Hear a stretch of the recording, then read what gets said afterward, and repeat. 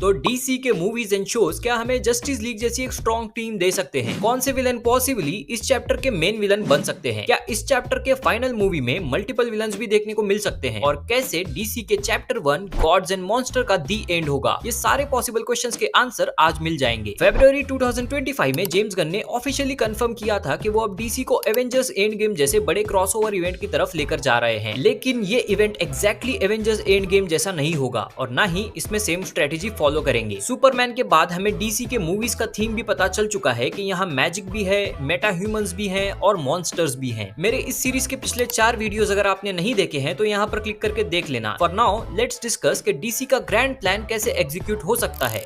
This is Saif, welcome to nerd fiction. सबसे पहले बात करते हैं already announced and future projects में कौन से हीरोज हमें इस चैप्टर के एंड तक देखने को मिल सकते हैं। तो James Gunn and Peter Safran अब public responses, ground level hype और राइटर्स के साथ क्लोजली इंटरेक्ट करके डीसी के बड़े प्रोजेक्ट्स में चेंजेस भी कर रहे हैं। हालांकि सुपरमैन 700 मिलियन नहीं कमा पाई, लेकिन ऑडियंस का रिस्पॉन्स देखकर जेम्स गन ने सुपरमैन का सीक्वल भी अनाउंस कर दिया है। The brave and the bold movie की स्टोरी में चेंजेस करना, अथॉरिटी मूवी का डिले होना, Superman, Supergirl, Batman, green lantern के बाद अब वंडर वुमेन का प्रोजेक्ट का प्लान भी अनाउंस हो चुका है। यहाँ पर ये भी पॉसिबल है कि डीसी के आगे वाले 2-3 प्रोजेक्ट्स के रिस्पांस को देखकर जेम्स गन और भी कैरेक्टर्स इंट्रोड्यूस करेंगे, जैसे कि फ्लैश, एक्वामैन और ग्रीन लैंटर्न। तो इससे ये भी मालूम होता है कि अब डीसी एक प्रॉपर जस्टिस लीग टीम बनाना चाहता है, जिसमें इन हीरोज के अलावा कुछ एंटी हीरोज भी शामिल हो सकते हैं, जैसे कि पीसमेकर एंड क्लेफेस। ऐसा भी हो सकता है कि एक सिंगल टीम जस्टिस लीग या फिर जस्टिस सोसाइटी की टीम की बजाय यहाँ डीसी मार्वल स्टूडियोज की तरह मल्टीपल टीम्स इस फाइनल चैप्टर में एक साथ लाएगा।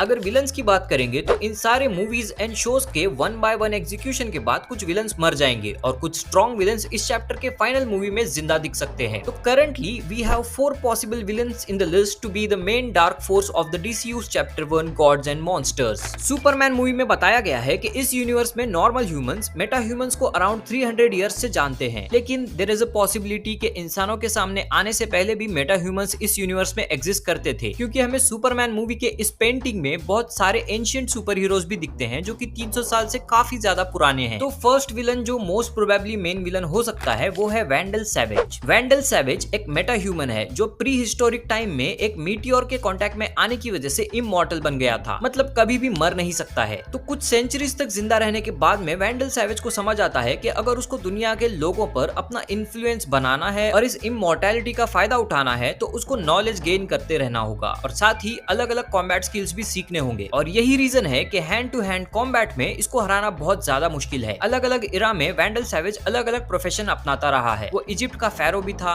समंदर का पायरेट और कई बार तो किंग भी बन चुका है। कॉमिक्स में तो इसने 1940s में जस्टिस सोसाइटी ऑफ अमेरिका के साथ भी फाइट किया है। अब तक लाइव एक्शन में वैंडल सैवेज को बस एक बार दिखाया गया है और वो था एरोवर्स का हीरो जॉइंस फोर्सेस वाला एपिसोड। लेकिन एरोवर्स में एक मिस्टिकल रीबर्थ वाली स्टोरी लाइन थी और वैंडल सैवेज का अपीयरेंस भी उतना हैवी नहीं था। अगर नए डीसीयू में वैंडल सैवेज को लाया जाता है तो यहाँ डीसी इस कैरेक्टर की इमोर्टैलिटी एंड सेंचुरीज के नॉलेज वाले पार्ट को अच्छे से यूज करके इस चैप्टर का मास्टरमाइंड भी बना सकता है। Second villain is dark side. भले ही स्नाइडरवर्स में हमें इसका फुल पोटेंशियल देखने को नहीं मिला था, भले ही स्नाइडरवर्स को रिस्टोर नहीं किया जा सकता है, लेकिन फैंस की डिमांड एंड मल्टीवर्स जैसे कंसेप्ट को कंसीडर करेंगे तो हमें एपोक्लिप्स प्लेनेट का रूलर डार्कसाइड इस नए डीसीयू में भी एज अ विलन देखने को मिल सकता है, जहां उसका प्लान अब भी यही है कि वो एंटी लाइफ इक्वेशन को ढूंढकर मल्टीवर्स पर लाइफ एंड फ्री विल पर कब्जा कर लेगा। फर्स्ट पॉसिबिलिटी यही है कि डार्कसाइड किसी को भेजेगा उसके लिए अर्थ से मदर बॉक्सेस को इकट्ठा करने के लिए या फिर एंटी लाइफ इक्वेशन की लोकेशन पता करने के लिए। सेकंड पॉसिबिलिटी ये है कि यहाँ हमें उसका लेफ्टिनेंट स्टीफन वुल्फ देखने को नहीं मिलेगा, क्योंकि यहाँ डार्कसाइड खुद अपनी आर्मी लेकर अर्थ पर आता हुआ दिख सकता है और इससे फाइट करने के लिए अमेज़न्स, एटलांटियन, सुपरमैन, सुपरगर्ल, कुछ एंटी हीरोज, कुछ मॉर्टल बीइंग्स और 2-4 ग्रीन लैंटर्न्स भी साथ में दिख सकते हैं। एक पॉसिबिलिटी ये भी है कि यहाँ पर हाई फादर को भी दिखाया जा सकता है जो इनडायरेक्टली इन डीसी हीरोज की हेल्प करेगा। हाई फादर जो कि न्यू जेनेसिस प्लैनेट का रूलर है और डार्कसाइड का गुड काउंटर पार्ट है। Third villain in the list is anti monitor. Anti monitor एक बीइंग है जिसका मिशन थोड़ा सा सिमिलर है डार्कसाइड से। ये हर मैटर को एंटी मैटर के थ्रू रिप्लेस करना चाहता है, विच बेसिकली मीन्स सब कुछ खत्म करना चाहता है। इसको भी लास्ट टाइम एरोवर्स के क्राइसिस ऑन इन्फिनिट अर्थ के 5 एपिसोड्स के इवेंट्स में दिखाया गया था, जिसमें first episode super girl show में था, सेकंड वाला बैट वुमेन में था, third in the flash, fourth in the Arrow and 5th episode was in Legends of Tomorrow। और ये इस तरह एक क्रॉसओवर इवेंट बन गया था। एरोवर्स में एंटी मॉनिटर के साथ मॉनिटर भी था, जो कि एंटी मॉनिटर का गुड काउंटर पार्ट है। और अगर एंटी मॉनिटर आ जाता है तो मल्टीवर्स का कंसेप्ट भी देखने को मिल सकता है। हम न्यू DCU में पॉकेट डायमेंशन को as a door of multiverse देख सकते हैं। हालांकि पॉकेट डायमेंशन सिंगल यूनिवर्स से एंकर्ड होते हैं, लेकिन पीसमेकर के सीजन 2 में हम देख चुके हैं कि पॉकेट डायमेंशंस के थ्रू यहाँ क्रिस्ट खुद पर ही गन पॉइंट कर रहा है। सो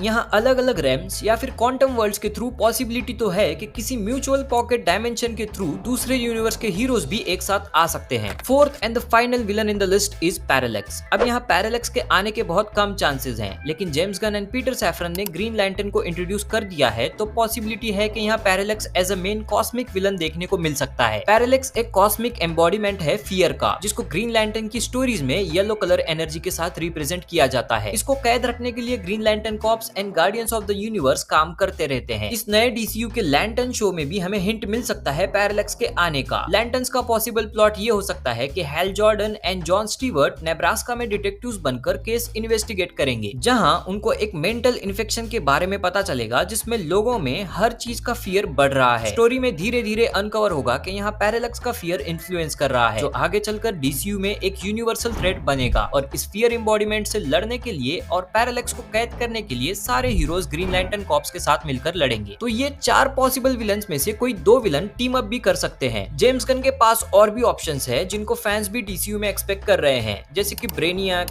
क्रोना, जो कि कॉस्मिक या मल्टीवर्सल लेवल थ्रेट्स बन सकते हैं। लेकिन फिर भी इन 4 विलन्स की पॉसिबिलिटी ज्यादा लग रही है। अगर इस वीडियो पर 50+ लाइक्स आते हैं तो मैं एक नई सीरीज शुरू करूंगा, जिसमें मैं DCU में बनने वाली हर सुपर हीरो टीम का ओरिजिन बताऊंगा। तो ये था एक unofficial synopsis and list of possible villains in the new DCU's Chapter 1 finale event. If you like this video, vote this up. Share this with the movie enthusiasts and subscribe to Nerd Fiction. This is Saif, signing off.